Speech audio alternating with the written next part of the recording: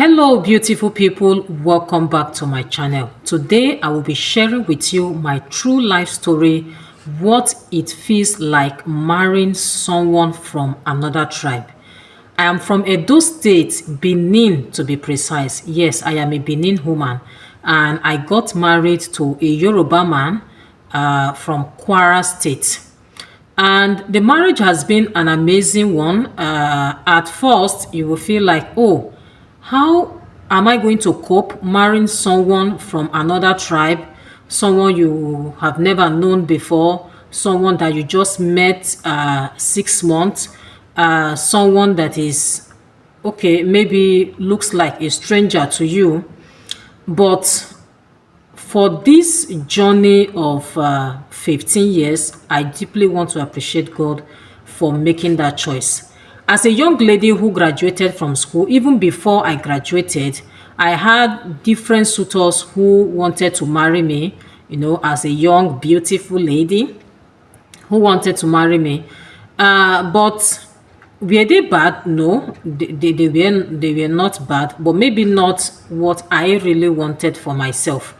Because as a young lady, I was praying to God to give me a good man, a man that fears Him, a man that loves Him, a man that will treat me well, and a man also that will make the journey of marriage easy for me. And well, people came, suitors came from different, even from my own tribe, suitors came from my own tribe. But after graduating, I made up my mind, okay, now I have graduated. I was not even prepared like as such. That is, oh, I must marry this year. No, I was just, okay, I have graduated. I'm waiting to go for NYC service. And okay, let me just wait. So I shared the story before how I met my husband. You can check my video and watch it. But to God be the glory, we married November 2010. And since then, it has been an amazing journey. Okay, my experience marrying someone from another tribe is good. Yes, I would say it's good because we both love each other. Uh, we met. We attended the same church, even though he was my pastor. We attended the same church, and is someone that I respect, and also he's someone that respects women, and is someone that is reserved, someone that is not, does not have too many, ladies as friends. Some guys, they will have too many ladies as friends, and you will not even know which one is which. Is he dating this one today? Will tell you no. Tomorrow he will tell you this, but my own husband was not such. One thing I enjoy about the marriage is the cultural differences. Yes, is one thing you deal with when you marry someone from another tribe. The cultural differences, for example, for we in Benin, our mode of dressing is quite different. But as a Christian, you should always know that you dress in a modest way. Yes, as a Christian. But our food too is quite different. And my husband don't know how to eat the Benin local food. And me too, marrying a Yoruba man, I started learning how to eat their own food. I think I've eaten amala. I've eaten amala and ewedu. I've eaten that one. Then there's one my husband prepared sometimes ago with beans. They use the beans to prepare soup. I think, yes. For Yoruba people, I'm sure you will know the name. You can help me drop it in the comment section. So he prepared, I think I've eaten that one twice or so. Yes, but it's been very long he prepared it because it's not something that we truly enjoy.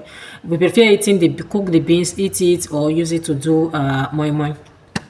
Then I think that's, yes, for the cultural differences. The cultural differences will surely be there, but with love, patience, and respect, you will just have to blend because you are now married and you have to work as partners, not as strangers.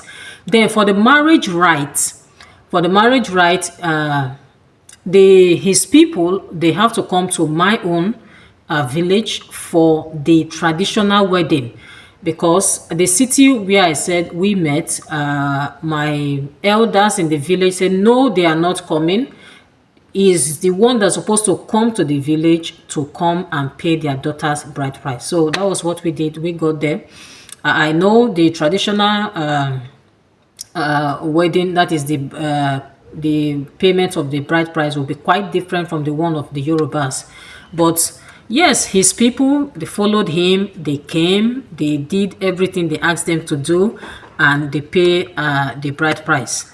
And yes, it was fun. It was fun. They enjoyed it. One thing I will be grateful for is the kind of father that I have.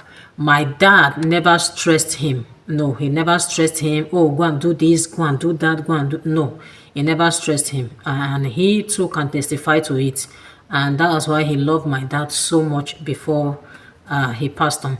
My dad never stressed him. So he was even the one talking, on his behalf to take things easy with him. And we, as Benin, we don't really have, our bride price is not that high. And it's not that high. There are certain things they will ask you to bring. Of course, they will give you lists.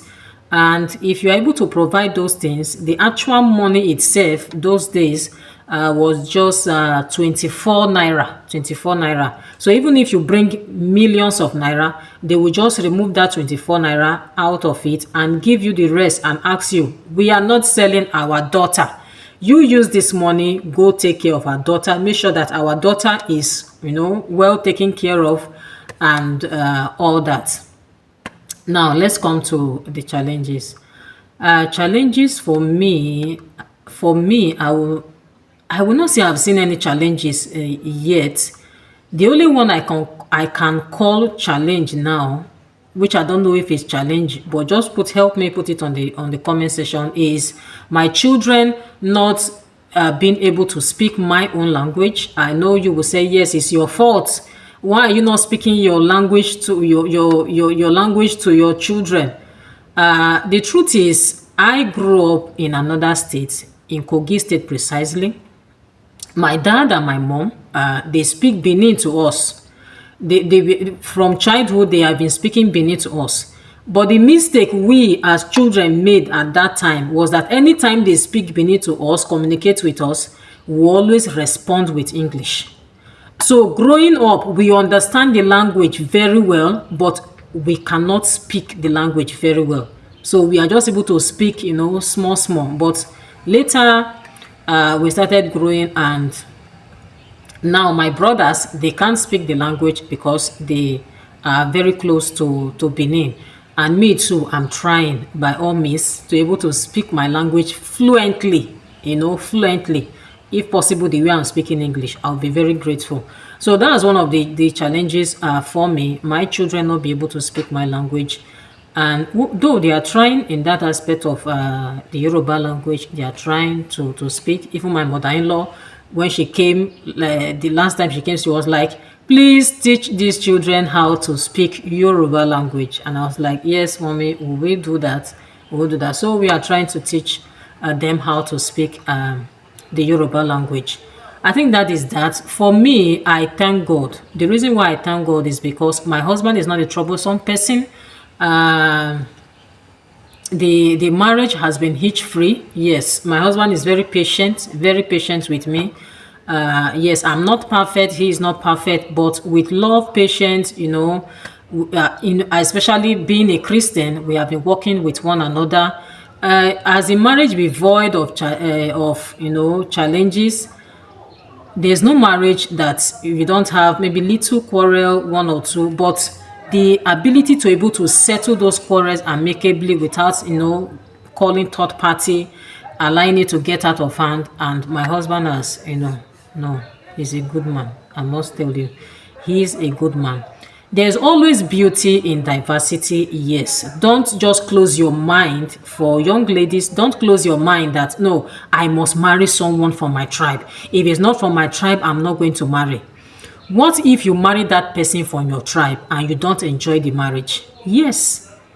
So marrying someone from another tribe, let your heart be open, because even that person you feel that is not from your tribe, you might even enjoy that marriage more than the one you feel that is from your own tribe. Marriage is not just based on tribe alone. No, it is based on mutual respect, effective communication, and if both of you are in the same faith and you love one another. That is what it is. That is what it is. And yes, marriage for me uh, is good. Not because my husband is a pastor. No, no, no. Those who knew him, even while growing up, can testify that not because he's a pastor now, he has ever been quiet, reserved, respectful. He always knows what to do at the right time, accepting responsibility, not dodging from responsibility. And I want to thank God for his parents for raising such a good man, a good man. So my prayer for you as young ladies or those who are already in marriage, God will give you, for those who are believing God to get married, God will give you the perfect man that will fit you, will accept you the way you are, respect you, take care of you. And also for those who are already in marriage, who might be having one issues or the other, the hand of God will intervene, and both of you settle and work together as partners. Marriage is not too hard. At times I feel that people overrate marriage. Marriage is this, marriage is that, marriage is a scam, this, that. No, marriage is not too hard if you just have two people who understand one another, coming together and living in peace and harmony. Yes. Thank you for watching my video. Don't forget to subscribe to my channel for more interesting videos, and also drop your opinion in what do you feel the challenges will be when you marry another tribe, or are you married to another tribe presently? Just tell me one or two that you are going through, and yes, we'll discuss in the comment section. Also, like and thank you for your support. I will see you again in another video. God bless you and bye for now.